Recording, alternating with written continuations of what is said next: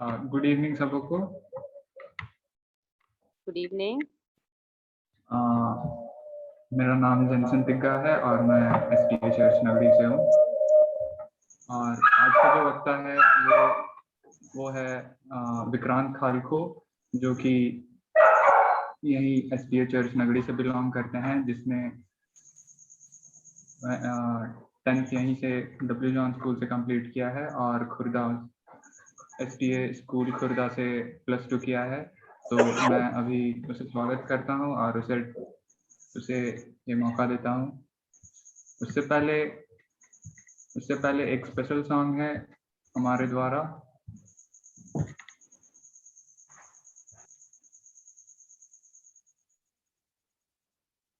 Video on करो।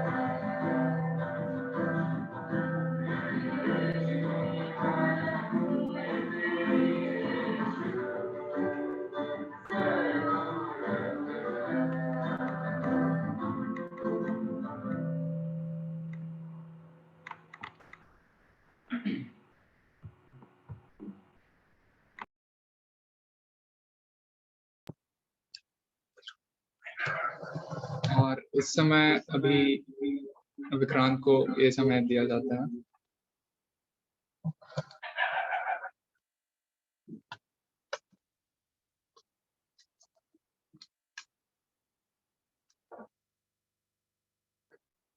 Good evening सबों को।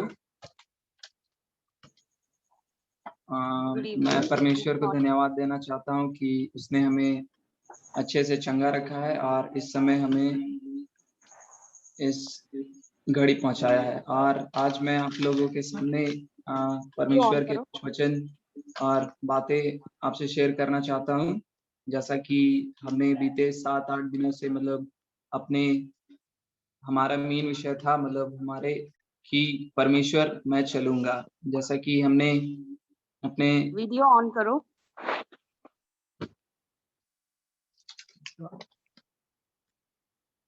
जैसा कि हमने देखा अपने इस सप्ताह की हम सीख रहे थे एक विषय में जिसका नाम था परमेश्वर मैं चलूंगा। तो मैं उसी को एक बार फिर से आप लोगों को समझाना चाहता हूं कि हम जो अभी युवाएं हैं वो कैसे इसे फॉलो करके आगे बढ़ सकते हैं।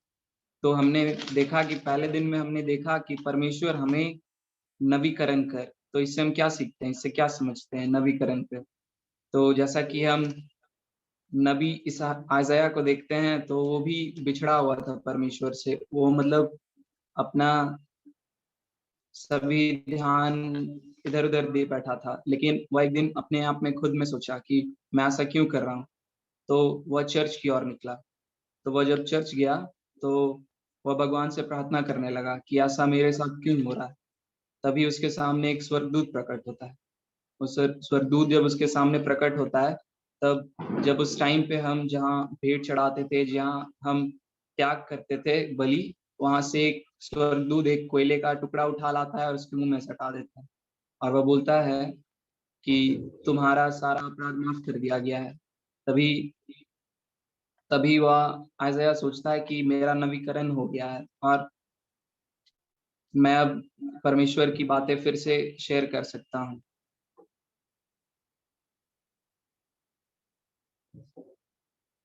और फिर पीछे से आगे से ऊपर एक तरफ से आवाज आता है परमेश्वर का। वो बोलते हैं कि मैं किसे भेजूंगा और मेरे लिए कौन जाएगा।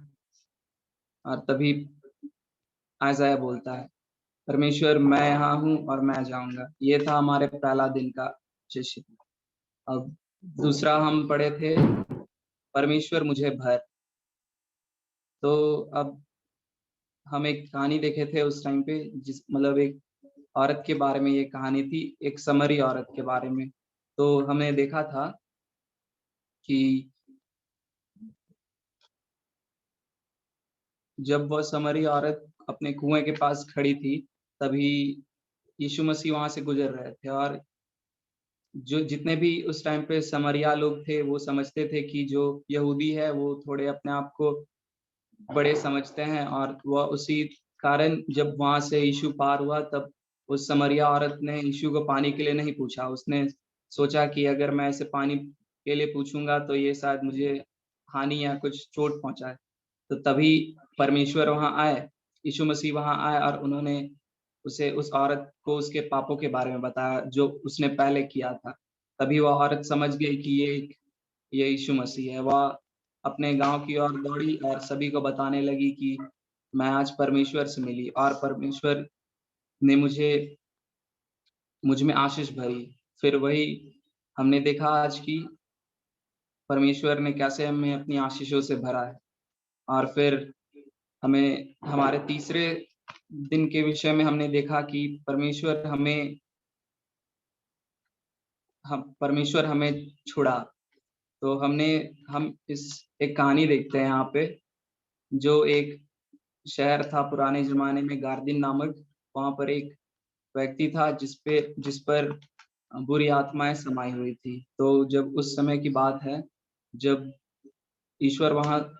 ईसा मसीह जब वहां से पार हो रहे थे तब वह उस व्यक्ति से मिले। तब जब वहां उस व्यक्ति से मिले तब उस व्यक्ति ने उनसे पूछा कि परमेश्वर मेरी क्या गलती है, मैंने क्या किया है। तभी परमेश्वर ने उसे पकड़ा, उसे छुआ और उसे बोला कि मतलब जितने दुष्ट आत्माएं थे उन्हें कहा कि तुम यहाँ से चले जाओ। तो फिर उन दुष्ट आत्माओं ने कहा कि परमेश्वर हमें ऐसा ना करे। तो तभी परमेश्वर ने जितने भी बुरे आत्माएं उसके शरीर में थे उस व्यक्ति के, उन सभी को शूकरों के झुंड में भेज दिया, और वो जितने शूकर थे सब जाके एक तालाब में डूब मरे। और फिर चौथे पार्ट में हमने देखा परमेश्वर हमें चंगा कर। तब जब हमने उस टाइम पे एक स्टोरी देखा था, एक कहानी देखी थी हमने, उसमें हमें बताया गया था एक कोढ़ से ग्रसित व्यक्ति के बारे में, जो कि कोढ़ से गुजर रहा था। तभी उस टाइम पे माना जाता था कि मतलब जितने लोगों को कोढ़ होता है वह मतलब जितने मतलब जो पाप करते हैं उन्हें परमेश्वर कोढ़ के जरिए उन्हें सजा देता है। तभी वह आदमी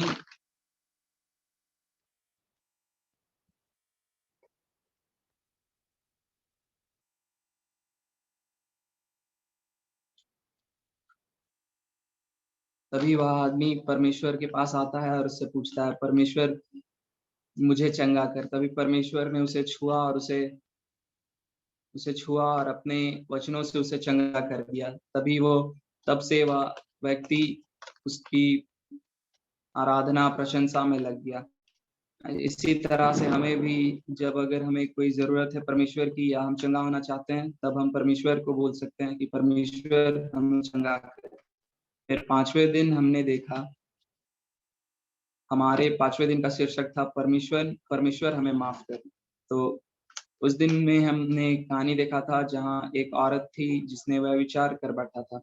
मतलब जब उसने व्यभिचार किया तब वहाँ के लोग उसे पत्थरों से मारना चाह रहे थे। पत्थरों से जब वह मारना चाह रहे थे तभी वहां पर से ईसा मसीह गुजर रहे थे।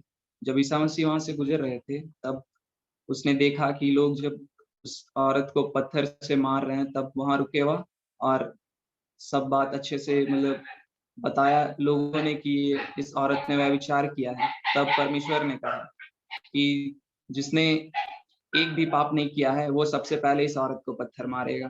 तभी सब आदमी वहां पर से धीरे धीरे खाली हो चुके। यहाँ पर हम देखते हैं कि परमेश्वर हमें हमारे हमने जितने बड़े भी पाप किए हैं परमेश्वर हमें माफ करता है। हम आयजाया 1:18 में पाते हैं, यहोवा कहता है, आओ हम आपस में वाद विवाद करें। तुम्हारे पाप चाहे लाल रंग के हो तो भी वे कीम के समान उजाले हो जाएंगे, और चाहे अग्रवानी रंग के हो तो भी वे ऊन की समान सफेद हो जाएंगे। अब हम बढ़ते हैं हमारे 6वें दिन के शीर्षक की तरफ, जहां हमने देखा था परमेश्वर हमारा मार्गदर्शक बन। तो हम यहाँ पर हमने कहानी देखी थी जोना के बारे में। जब परमेश्वर ने उसे निनवे भेजा तब वह पूर्व की ओर पश्चिम चला गया।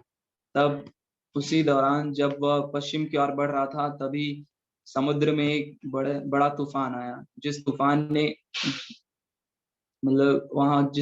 ने मतलब जितने लोग थे उनको पता चल गया कि यही है जिसके कारण ये तूफान हमें झेलना पड़ा।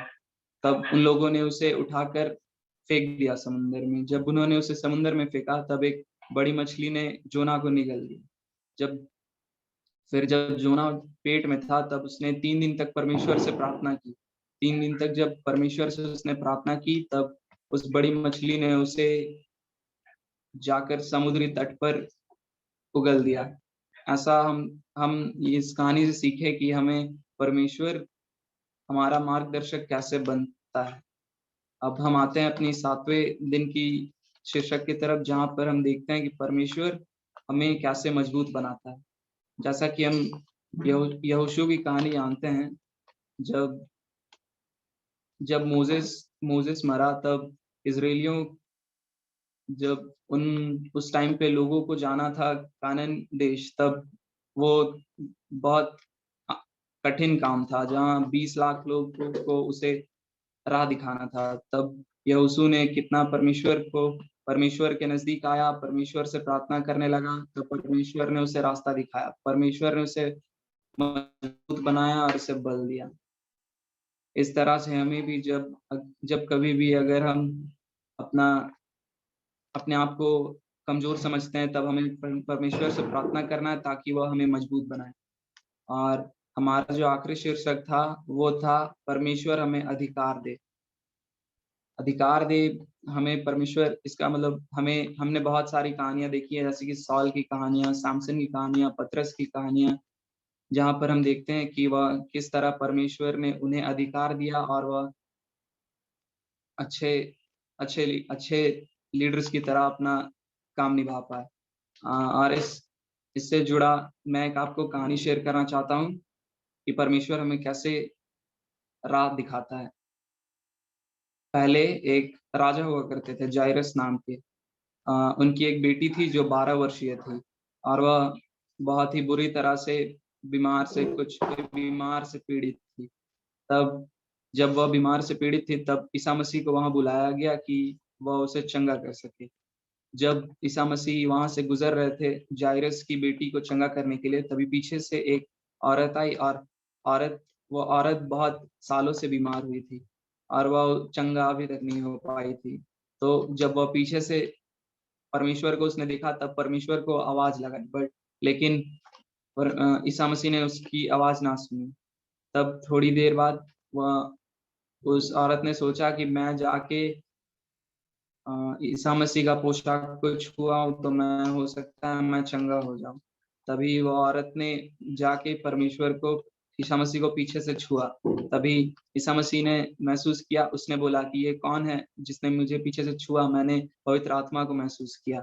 तभी वो औरत ने अच्छे से खड़े होकर कहा कि ये मैं थी। तो हम इस कहानी से सीखते हैं कि अगर हमें कुछ भी चाहिए, हमें परमेश्वर के नजदीक आना है। हमें बल चाहिए, हमें मजबूत बनना है, हमें मार्गदर्शक चाहिए, हमें क्षमाई चाहिए, हमें चंगाई चाहिए और हमें नवीकरण करे कोई।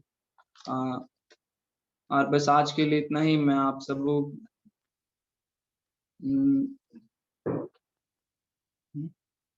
को धन्यवाद देता हूँ कि आप सब हमारे आज के ऑनलाइन सेशन में बने रहे। धन्यवाद।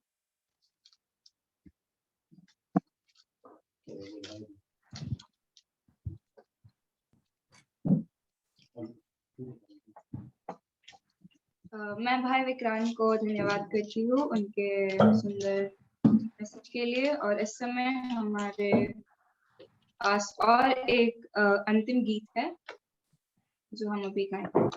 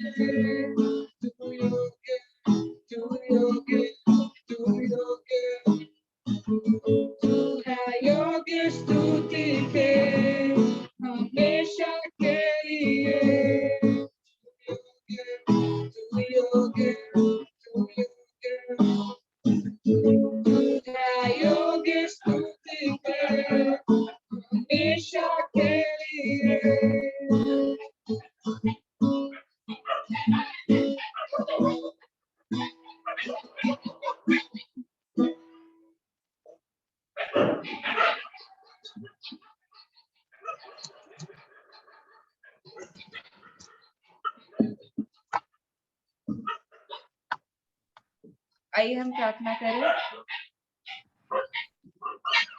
हे हमारे स्वर्ग के पिता, हम आपको धन्यवाद देते हैं पिता, आपने बीते समय संभाल के रखे और इस सुंदर संध्या हमें दिया है पिता। इस समय हम आपको आपकी सारी हमारे ऊपर जितनी भी दया कृपा की है पिता, सबके लिए हम आपको धन्यवाद करते हैं। इस प्रार्थना सभा में हमने जो भी सीखा आज, हम आपसे प्रार्थना करते हैं कि हम सब चीज को अपने दिल और दिमाग में बसाकर रख सके और हम आपके वचनों को अच्छी तरह से समझ सके और दूसरों को जाके हम आपके वचन को बता सके पिता। और जैसे कि हम इस रात के समय पे आ चुके हैं, हम आपकी सहायता चाहते हैं, हमें पूरी रात्रि भर हमें अच्छे से रखिए पिता, हमें शुभ नींद दीजिए और हम सबों को एक नई सुबह देखने के लिए दीजिए। हम आपको आपकी सारी कृपा के लिए धन्यवाद करते हैं पिता। इस छोटी सी विनती हम प्रभु यीशु के नाम से मांगते हैं, सुनिए और स्वर्ग राज में ग्रहण कीजिए। आमीन। आमीन।